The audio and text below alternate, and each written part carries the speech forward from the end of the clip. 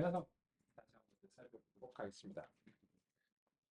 우리가 이제 여러 논의를 했고 중간중간에 이제 새로운 기능들이 도입되면서 이제 코드도 이제 새롭게 뭐 수정이 되고 이런 부분들이 있죠.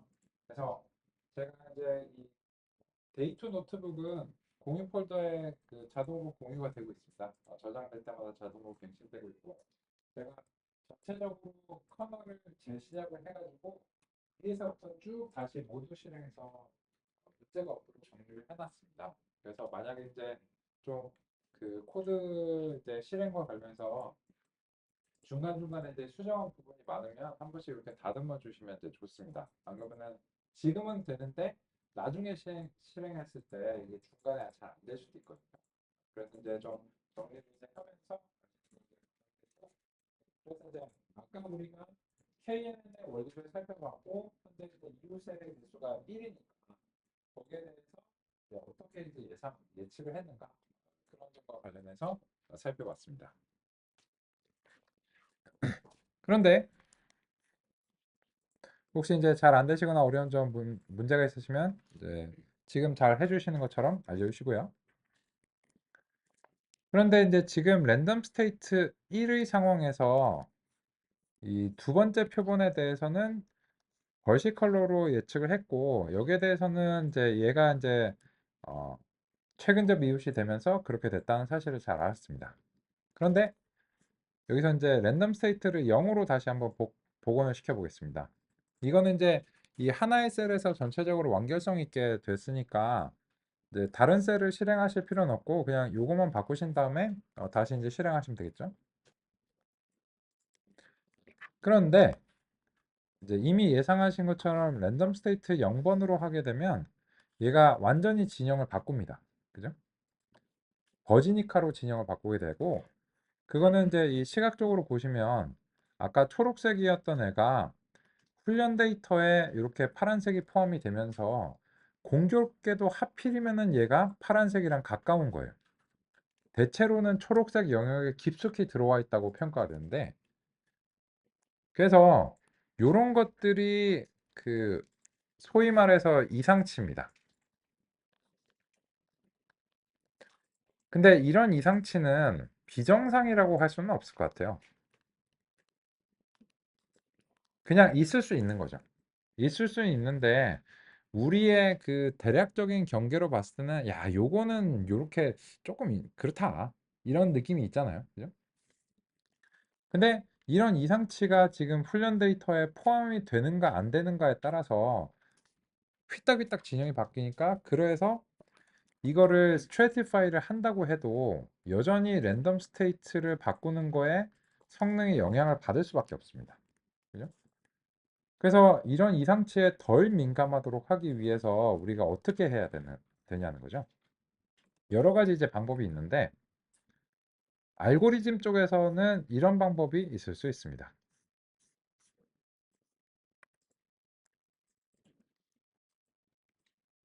KNN 알고리즘에서 이웃수의 설정은 매우 중요합니다. 가장 간단한 설정은 K1로 이는 특정 데이터 포인트에 대해 가장 가까운 하나의 이웃을 사용해 예측을 수행하는 것입니다. 그러나 이 방법은 특정 샘플에 대해 과도하게 민감하게 반응할 수 있어 대부분의 경우 바람직하지 않습니다. 따라서 일반적으로는 2개 이상의 이웃을 사용하는 것이 권장됩니다. K값은 임의로 설정할 수 있으며 이 때문에 이 알고리즘을 K 최근접 이웃이라고 부릅니다. 이웃의 수를 결정할 때는 분류 목표에 따라 이웃들의 투표를 통해 결정하게 됩니다.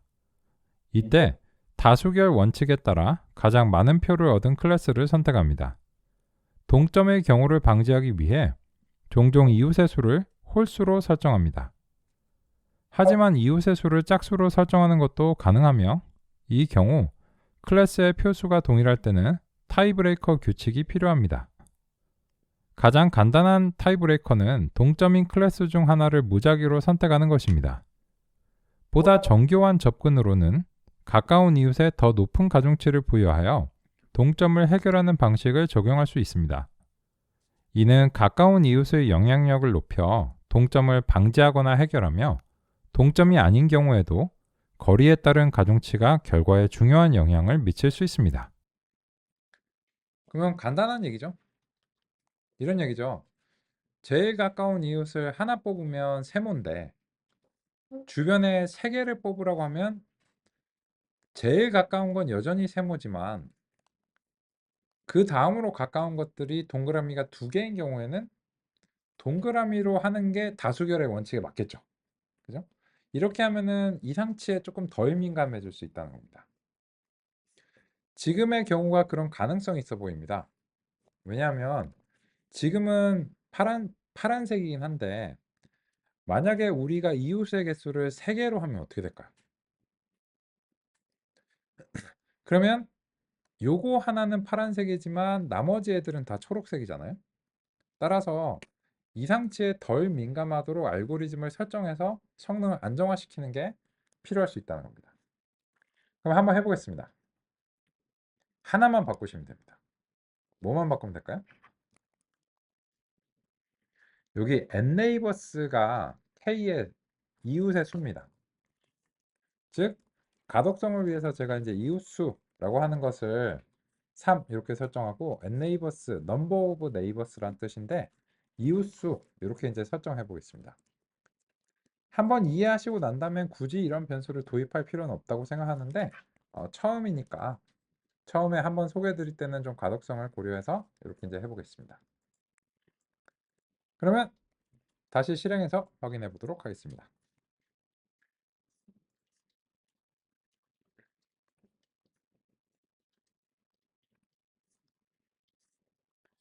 그러면 실제로 우리가 예상한 대로 바뀌었는가 한번 확인해 볼까요? 어떤가요?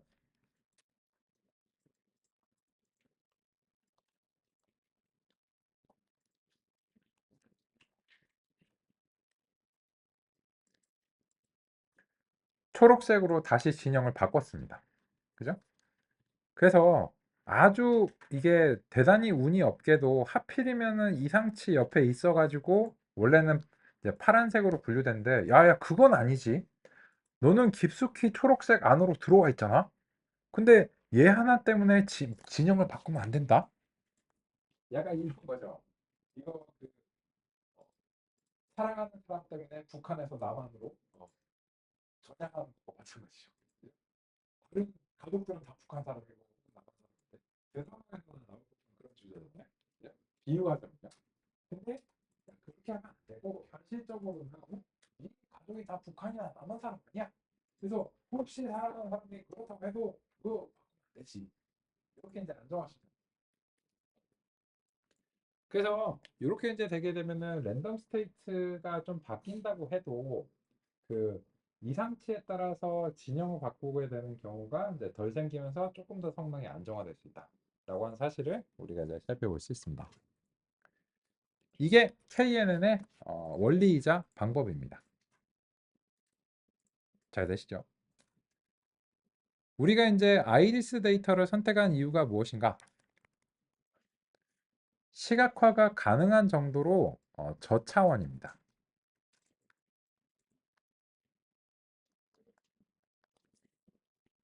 그런데 실제로 우리가 다루고 싶은 데이터들은 보통 시각화가 어려운 정도의 고차원인 경우가 많습니다. 그런 경우에 대해서도 잘 할까요? 그래서 궁금하니까 한번 해보겠습니다. 그러면 이제 교재로 돌아와서 이제 이 논의를 좀 마무리 짓고 가겠습니다. 63페이지에서 이제 64페이지로 이제 가보겠습니다. 방금 전에 논의한 내용들이 교재에서도 논의가 되어 있습니다. 64페이지 두 번째 문단. 이웃의 개수가 1개 이상으로 설정이 되는 경우에 대한 논의고 여기에 대한 논의는 이해하셨다고 생각합니다. 당연하게도. 근데 이제 혹시 다시 보시고자 하는 경우에는 여기에서 해설이 되어 있다. 이렇게 안내드리고 그 그림 2-5번에 대해서는 요거는 요렇게구나. 마지막 이제 가장 오른쪽 하단의 사례는 만장일치의 사례죠. 이게 뭐 논란의 여지가 없는 그런 사례고 나머지 이제 다수결을 이제 해야 되는 그런 상황입니다. 근데 그 알고리즘의 원리를 살펴보기 위해서는 저차원의 데이터를 사용하는데 이해를 하고 난 다음에는 실제로 눈으로 볼 수 없는 수준의 고차원의 데이터가 보통 우리의 관심사입니다. 그래서 약간 앞쪽으로 넘겨보겠습니다. 58페이지로 잠시 돌아가서 살펴보겠습니다.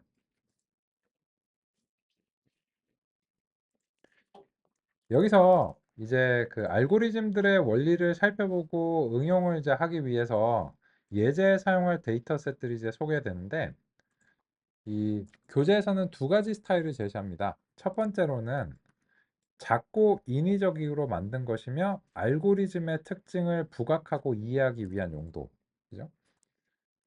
그리고 이제 실제 샘플로 만든 큰 데이터셋도 있고요. 그런데 이제 인위적인 데이터셋들은 mgrun이라고 하는 것을 사용하는데, 이거는 굳이 사용 안 하겠습니다. 그래서 우리 아이리스 같은 경우에는 충분히 저차원이기 때문에 아이리스를 가지고서도 원리를 이해할 수 있다고 생각합니다. 그래서 60페이지로 넘어가 보겠습니다. 특성이 적은 데이터셋은 저차원이라고 부르고 특성이 많은 데이터셋은 고차원이라고 부른다 라고 하는 점을 이제 논의를 하는데, 이 저차원과 고차원이라고 하는 게 딱 정해진 건 아닙니다.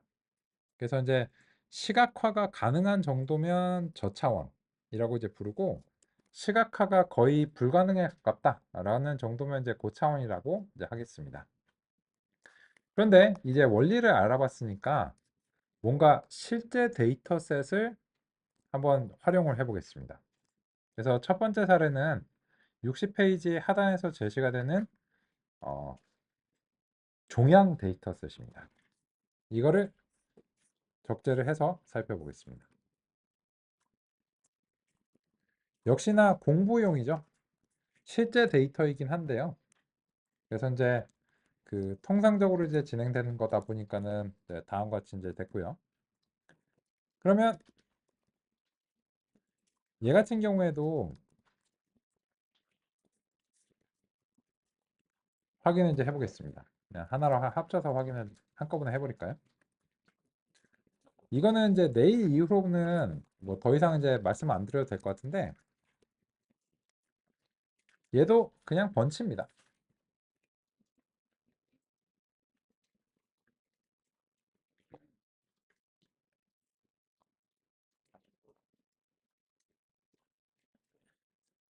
그러면 이제 얘도 키들이 여러 개 있고, 그래서 이제 데이터, 타겟, 뭐 타겟 네임즈, 디스크립션, 피처 네임즈, 파일 네임즈 뭐 이런 것들이 있습니다. 그죠? 그러면 이 데이터의 규모를 살펴보기 위해서는 어떻게 해야 될까요? 캔서의 이제 데이터의 쉐입을 보면 규모를 알 수 있겠죠. 보시면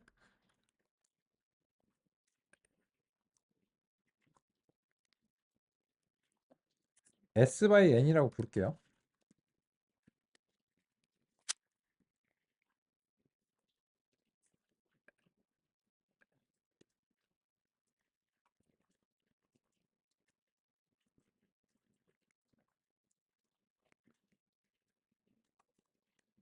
데이터의 규모를 알 수 있는데 30차원이기 때문에 고차원입니다. 왜냐면 30차원은 그냥 그려볼 수가 없잖아요. 2차원 평면에.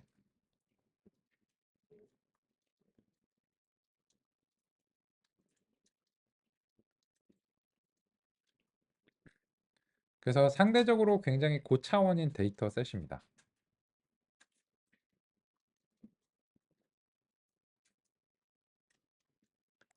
근데 해결하고자 하는 문제가 중요하죠.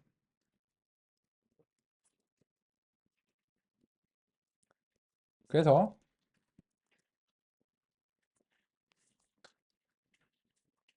캔서 타겟에 대해서 이제 기본적으로 이제 살펴보고 타겟 네임즈도 살펴보겠습니다. 타겟 네임즈가 있다는 것 자체가 이게 이제 유형이 있다는 것을 시사합니다.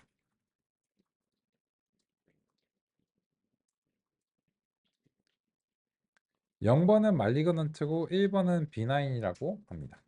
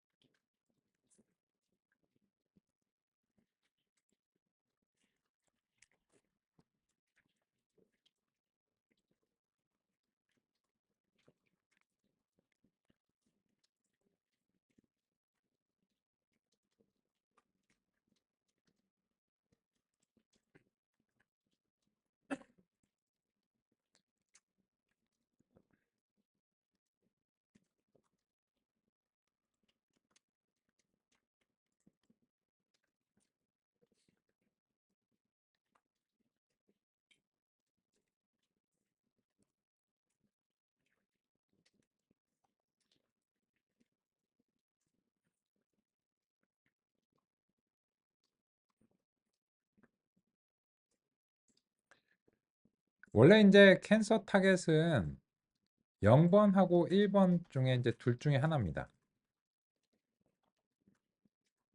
그리고 밸류 카운트를 통해서 도수를 이제 구하는데요. 도수를 이제 여기까지 이제 구하면 여기서 이제 B9은 1번으로 말리그넌트는 0번으로 이렇게 나오게 됩니다.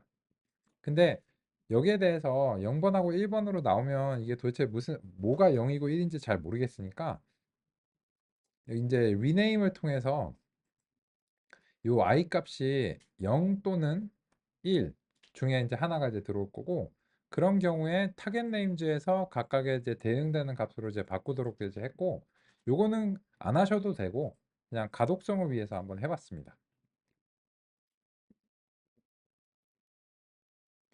그러면 이제 요 B9이라고 하는 것이 양성이래요. 이거는 그 뭔가 이제 종양이 있는데 휴 다행인 거죠. 그냥 아 이게 암은 아닙니다. 근데 좀 주의하셔야 되겠네요. 뭐 이런 거고 말리그넌트는 이제 악성이고 이거는 빨리 입원하셔야 됩니다. 항암 치료 막 들어가야 됩니다. 뭐 이런 무서운 얘기죠. 근데 이제 보시면 이게 그 실제 수집된 데이터인데 이 한 3대 2 정도의 비율임을 확인할 수 있습니다. 그냥 자체적으로 어느 정도 불균형이 있는 상태예요. 그죠? 그런데 얘는 30차원이다 보니까 아까 이제 붓꽃 데이터처럼 이거를 눈으로 봐가지고 여기서 쪼개야 되겠다 이런 계획 자체가 좀 어려워요. 그잖아요. 그러면은 이거는 아예 이 푸엘스문을 만들기가 상당히 쉽지 않다는 겁니다. 이게 종양 전문가라서 깊이 뭔가 그 통찰하는 바가 없다면 붓꽃 데이터처럼 그냥 함부로 우리가 이 푸엘스문을 EDA를 통해서 만들기는 이제 쉽지 않아 보입니다. 그럼 어떻게 될까요?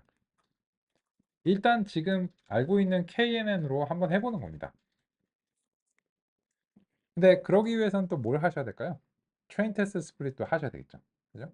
그래서 이제 같이 이제 시작을 해보겠습니다. 그러면 이제 우리의 목표는 이제 사이클런의 모델 셀렉션의 이제 트레인 테스트 스플릿도 하고 요걸 이제 기반으로 해서 트레인 데이터와 이제 테스트 데이터를 만드는데 이번엔 이제 캔서 데이터랑 캔서 타겟을 기반으로 합니다. 그리고 테스트 사이즈는 지정하지 않으면 기본적으로 25%고 또 셔플도 기본이기 때문에 다른 건 괜찮아요. 근데 결과를 재현하기 위해서 랜덤 스테이트를 적절하게 하는데 이 0이라고 하는 거에 고정관념이 좀 생길까 봐 좀 걱정돼서요. 제가 그냥 아무 숫자나 좀 하겠습니다. 그 0이라는 게 아무 의미가 없습니다. 그리고 지금처럼 이 분포가 좀 불균형인 경우에는 스트래티파이가 더더욱 중요해집니다. 이게 분포가 불균형할수록 스트래티파이가 더 중요해요.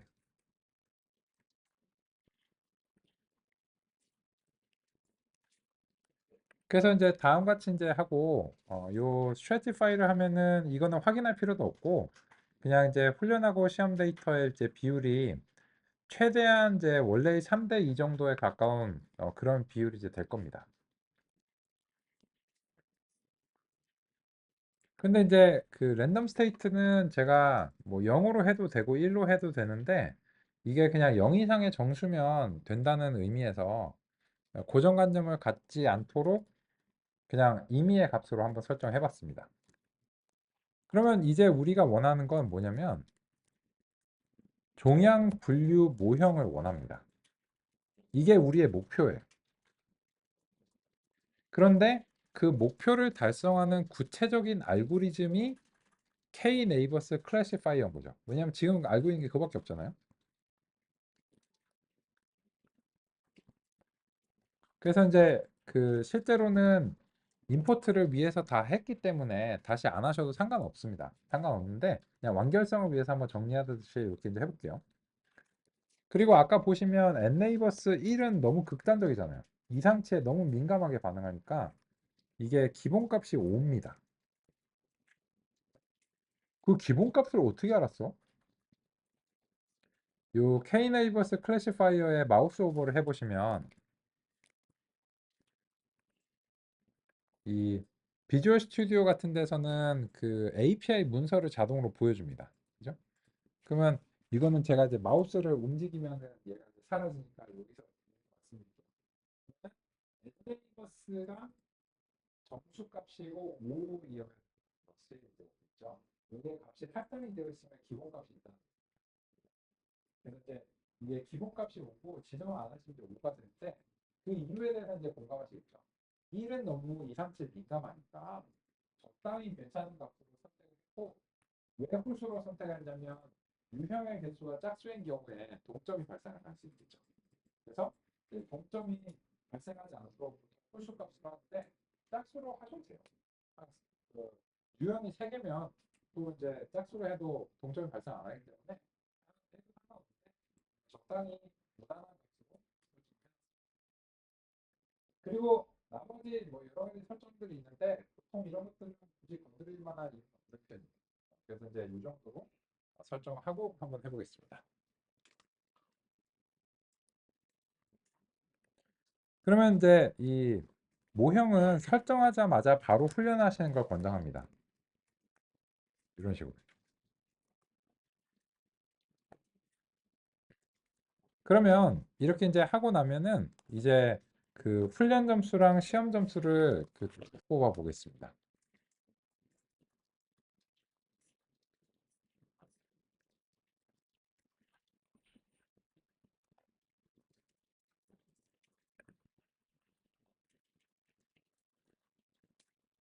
너무 이름이 기니까 그냥 모델이라고 이렇게 이제 종양 분류 모형이긴 한데요.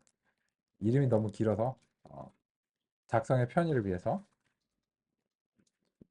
훈련 점수와 시험 점수를 다음과 같이 제시해 보도록 하겠습니다.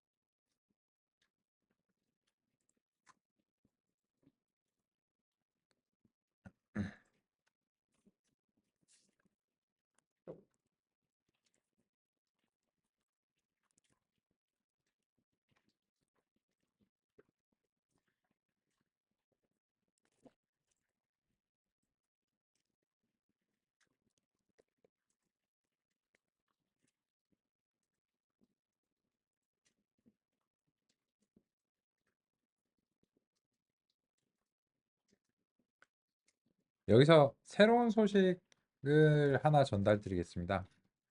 스코어라고 하는 메소드를 새로운 소식으로 전달드리는데 이거는 두 가지 절차를 한 번에 수행하는 겁니다. 첫 번째는 출력을 냅니다. 모형의 출력을 y-이라고 부르겠습니다. 편의를 위해서요. 그리고 모형을 임의의 함수 f라고 하기로 하고요. 데이터를 x라고 호출하겠습니다.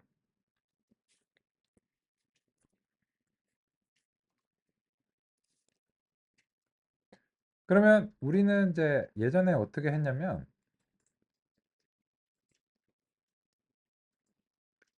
정답하고 예측값을 비교를 해가지고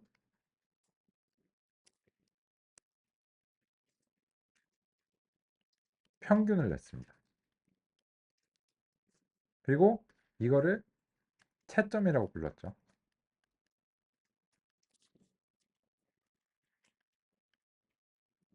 얘는 참, 거짓 둘 중에 하나의 값이고 산술연산에서 참은 1로 거짓은 0으로 평가되죠. 그죠? 근데 이거를 매번 하는 거다 보니까 좀 귀찮잖아요. 그죠?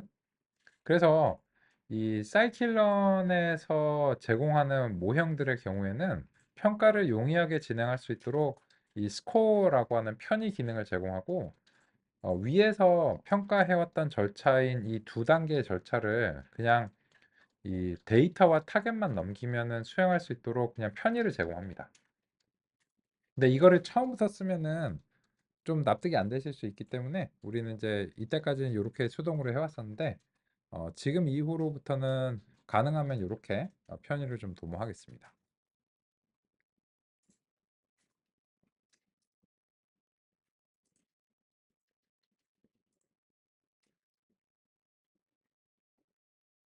그죠? 그러면 어떤가요? 성능이? 우리는 적어도 저는 종양 전문가가 아니거든요. 그래서 이 데이터가 왜 이런지, 왜 이게 종양 악성이고 양성인지 모릅니다. 모르는데, 근데 그냥 K를 적용했는데, 나는 잘 모르겠지만 얘가 뭐 그 경험했고 성능이 나쁘지 않죠. 이게 실제 데이터. 종양 전문가가 아니야. 우리가 이제 기계학습한테 원하는 이상적인 사례가 이제 이런 거. 그래서 이제 데이터를 먹어 치워서 자기가 이제 우리가 직접 이거를 경험하거나 if else 문을 로직을 작성하지 않아도 되는 이런 그리고 그러면서도 성능이 높은 이런 게 이제 우리가 기계학습한테 바라는 이상적인 어떤 구도가 제시가 된 거고 이거는 왜 이런지 분석하는 게 용이하지 않습니다. 왜냐하면 30차원이기 때문에 30차원을 그려볼 수가 없으니까 알 수가 없어요. 근데 그렇기 때문에 이 알고리즘의 문제를 이해를 저 차원에서 먼저 하시면 아마도 모르겠지만 30차원의 공간에서 극성들과 양성들이 이렇게 분포가 되어 있을 거고 거기에 대해서 반드시 이제 성능이 낮을 것이다. 이런 점을 우리가 짐작할 수 있습니다. 그런데 이 성능의 잠재력이 어딘가 좀 더 있습니다. 왜 그런지에 대해서 같이 얘기를 해보겠습니다.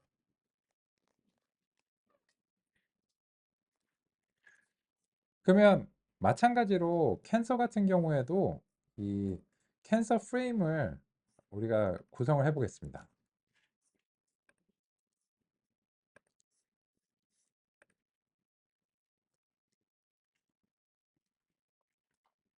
새로운 셀을 위쪽에 이제 하나 하고요.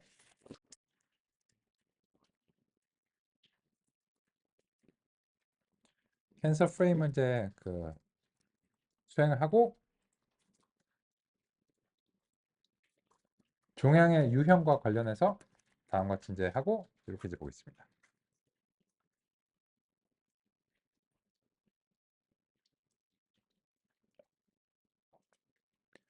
사실 우리는 EDA도 안 하고 이걸 해본 거예요.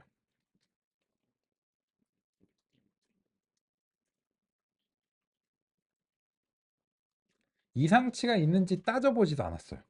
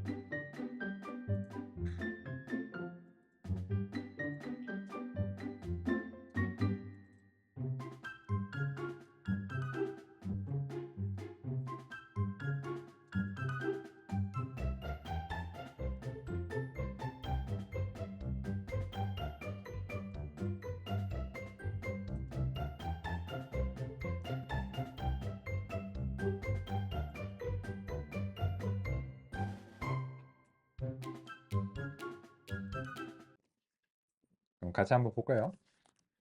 그러면 이제 캔서 프레임을 보시면 이게 이제 한 화면에서 나오기 어려울 정도로 이렇게 막 이제 속성들이 이제 많죠. 가로 스크롤 이제 해야 될 정도로 많고, 요게 이제 바로 그 30차원의 느낌입니다. 그래서 이제 가로 스크롤을 해서 이제 보시면 마지막에 이제 유형이 이제 있는데, 이 수치들을 막 보고 아 이거는 양성이네요. 괜찮습니다. 안심하세요. 이거는 빨리 입원하셔야 되겠습니다. 이런 식이잖아요. 근데 이 수치를 보고서 아실 수 있겠어요? 저는 모르겠는데요. 그죠? 그래서 KNN 같은 기계학습 알고리즘에 맡기니까는 오야 뭐 잘했다 야. 90점이면은 뭐 모르는 거 내가 이제 들인 노력에 비하면 굉장하네. 이런 느낌인데. 근데 조금 더 있습니다.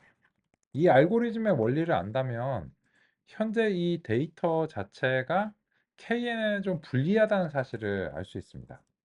왜 그런가? 그 점을 논의드리기 위해서 우리 그 상자 그래프를 한번 좀 그려보겠습니다.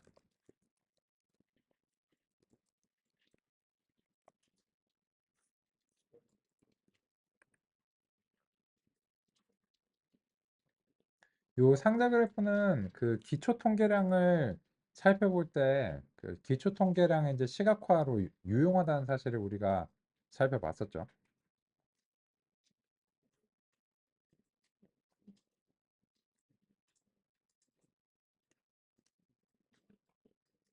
근데 이렇게 보시면 이상치가 꽤 많습니다. 그죠? 이상치 이제 꽤 많고, 그래서 이런 기본적인 EDA도 우리가 이제 안 한 상태로 이제 수행을 한 거예요. 그죠? 근데 KN은 이상치에 좀 민감하기도 하고, 근데 보시면 얘는 보이는데 다른 애들은 바닥을 깁니다. 그게 무슨 말일까요? 이게 단위가 많이 다른 거예요. 보시면 어떤 거는 0에 가까운 소수점 단위인데 어떤 거는 막 100단위, 1000단위가 있습니다. 근데 그게 뭐 어쨌다는 거냐? 이런 문제가 있을 수 있습니다. 이 거리를 구하는 방식이잖아요.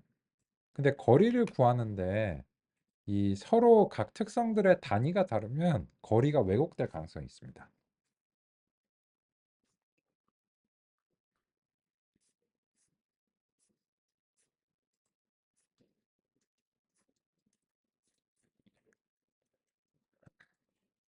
이런 느낌입니다.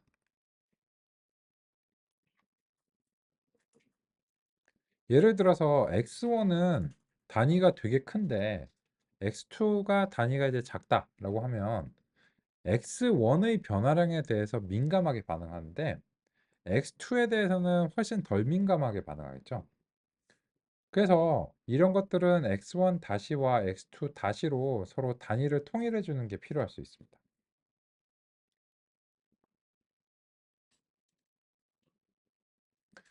그래서 안 그러면은 이 KNN이 이웃의 거리를 구할 때 특정한 것에 대해서 예를 들어서 이 미인 에어리어 같은 경우에는 막 100에서 막 1000 단위니까 얘네들은 굉장히 그 민감하게 반응할 겁니다.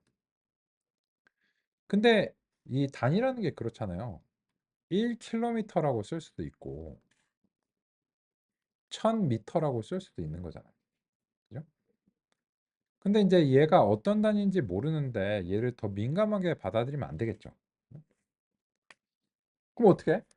그래서 이제 이 단위를 강제로 통일해주는 방법을 이제 살펴보겠습니다. API가 준비가 되어 있어서 먼저 이제 API로 빠르게 결과를 내보겠습니다. 프리프로세싱에서 민맥스 스케일러를 먼저 이제 살펴볼게요.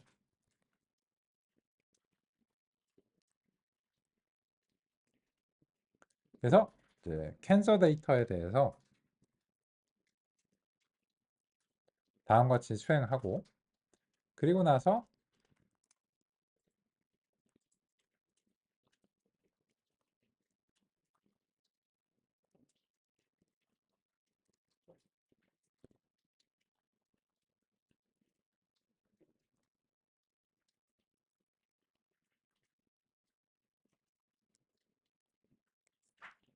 원본은 이제 그 유지하기 위해서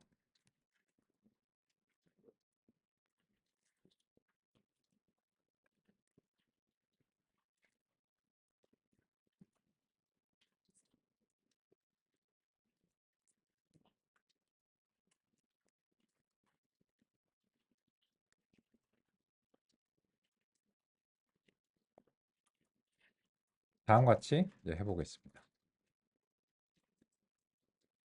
잠시 확인하고 가겠습니다.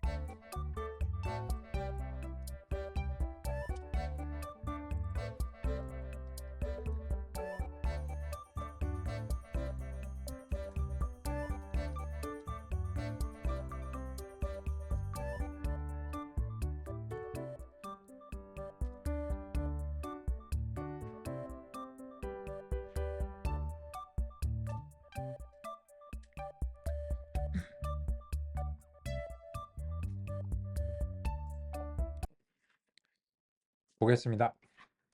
보시면 요 스케일러가 fit을 수행한다는 것은 열별 최대값과 최소값을 이제 구하는 과정이고요. 그리고 나서 이제 열별 변환을 수행합니다. 그리고 나서 제가 확인하고자 한 것은 무엇이냐면 요 이제 x 스케일드라고 하는 것이 이 열별로 최대값과 최소값의 범위를 0일로 모두 다 만들어 줬다 라고 하는 점을 이제 확인드리고자 했습니다. 이렇게 변환하게 되면 이제 그 어떤 특성들도 0일 범위로 한정이 되기 때문에 KNN이 거리를 구할 때 단위로 인한 왜곡 자체는 일단 없앨 수 있습니다. 그죠? 그러면은 이런 절차를 우리 이제 그 실험에다가 반영하는 것이 필요할 것 같은데요. 같이 반영을 해보겠습니다. 종종 어떤 알고리즘을 쓸 때는 그 알고리즘의 원리에 따라서 전처리가 필요한 경우가 지금처럼 있을 수 있습니다.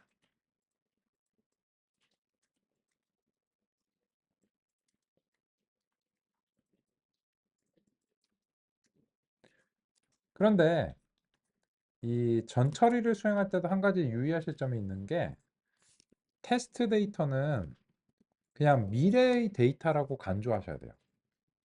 따라서 전처리를 할 때도 훈련 데이터에 대해서만 경험을 시켜주는 일관성을 유지해야 됩니다. 무슨 말인가? 스케일러를 아까는 전체 캔서 데이터를 다 적용했는데 그렇게 하면 문제가 되고 이 트레인 데이터에 대해서만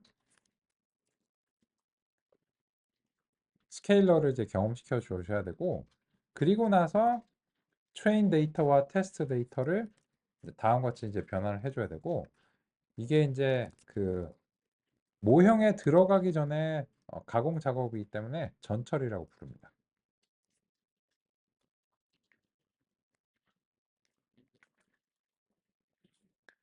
이러한 전처리를 하고 나서 같은 랜덤 스테이트로 확인을 해보시면 훈련과 시험 점수가 훌쩍 상승되는 것을 확인할 수 있습니다.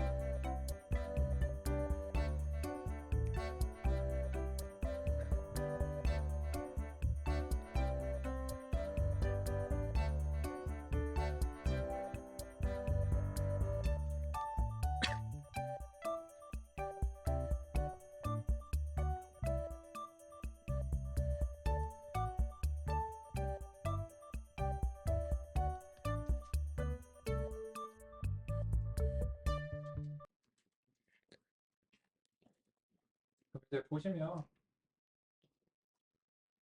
데이터가 선택된 순서는 아까 알고리즘도 동일하고 알고리즘의 설정도 동일해요. 그런데 전처리를 해주는 것만으로 굉장히 크게 성능을 하는 거죠. 그래서 그냥 어떤 알고리즘을 선택하는 것만 중요한 것이 아니고 이 알고리즘이 좋아하는 형태로 데이터가 잘 되어 있는가를 살펴보고 그런 방식으로 준비를 해주는 게 우리가 이제 해줘야 됩니다.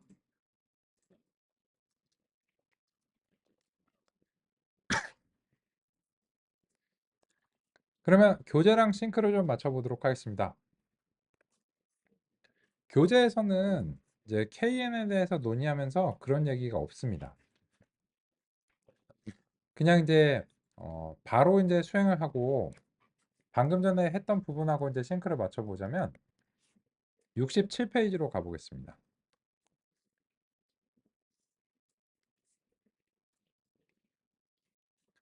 67페이지에서 이제 그 훈련 시험 데이터 분리를 이제 캔서 데이터에 대해서 수행했습니다. 아이고. 그랬는데 여기에 대해서 이제 이웃의 개수에 따라서 이제 모형의 이제 그 정확도를 이제 수행을 하는 것을 이제 보여줬는데 이 과정에서 지금 논의드린 것처럼 그 전처리를 전혀 적용하지 않았습니다. 근데 그런 것은 이 알고리즘의 잠재적인 성능을 제대로 이제 끌어내기에는 좀 부족한 점이 있다라고 생각합니다. 그래서 이제 교재에서 좀 부족한 부분이고, 그러면 방금 전에 논의는 어디서 이제 그 살펴보셔야 되는가 보겠습니다. 제가 미리 논의 드렸지만 이 지도 학습을 수행할 때 얘네들만으로는 논의가 완결성이 있지 않고요. 그래서 그 비지도 학습과 데이터 전처리, 데이터 표현과 특성 공학, 모델 평가, 성능 향상, 그리고 6장의 알고리즘 체인과 파이프라인, 이런 것들이 알고리즘에 맞게 총동원이 돼야 됩니다. 그 중에서도 지금 논의드린 부분은 187페이지에서 논의하는 데이터 전처리와 스케일 조정에 관련이 있습니다. 187페이지로 가보겠습니다.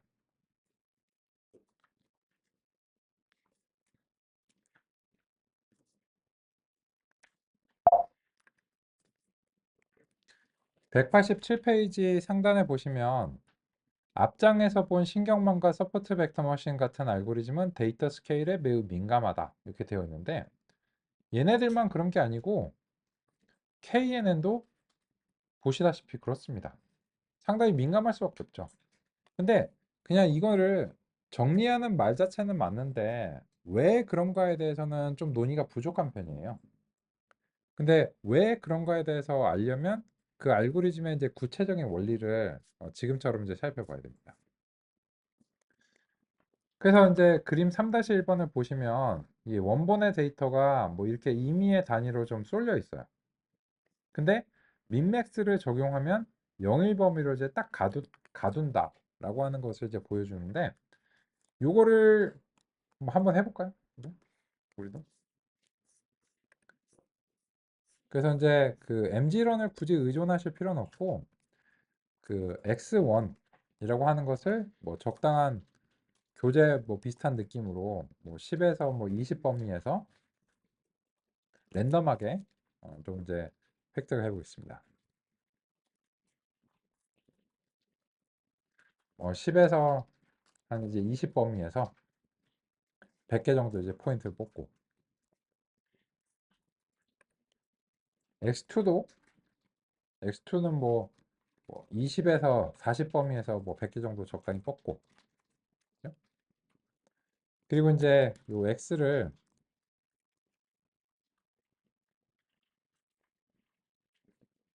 이렇게 이제 해가지고 또 타겟 값도 200개를 적당히 이제 뽑겠습니다.